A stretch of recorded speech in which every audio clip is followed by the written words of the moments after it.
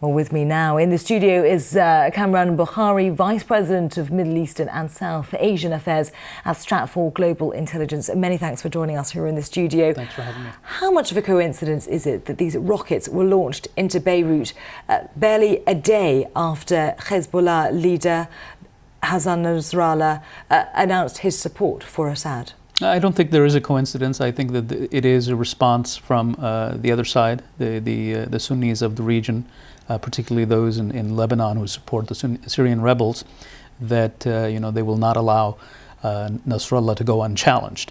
To what extent they can actually counter Hezbollah and giving assistance to the Syrian regime, well, that remains to be seen. But definitely there is this posturing. And yet we still don't really know who is behind these attacks.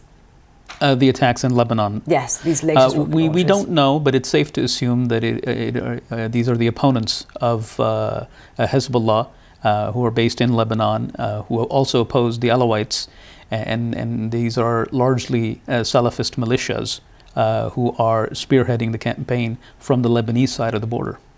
And is there a danger in all this that Lebanon will become even further sucked into an escalating Syrian conflict, which interestingly Nasrallah specifically said he did not want?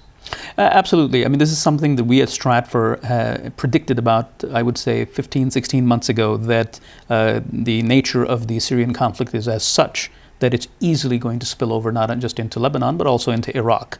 And we see that unfolding now in a very intensified way. As far as Hezbollah is concerned, Hezbollah understands that if it does not fight in Syria, then it will have to fight in Lebanon, and its position in Lebanon will become vulnerable if the Assad regime is toppled. We were just saying earlier that Syria has said, the government there, that they will in principle attend these multilateral peace talks in Geneva. Do you think that that is likely? I mean, I don't see that, why they wouldn't attend if it's just in principle. They're not committing to anything. Attending doesn't mean that you are signing a peace treaty. It's just, it's essentially you're going through the motions and saying, look, we're not, after a zero-sum game. We are for a negotiated settlement. But will it lead to one? I seriously doubt it. And this is not the first time. And they've been saying that in principle we are open to the idea of attending a peace conference for quite some time. Kamran Bokhari, many thanks.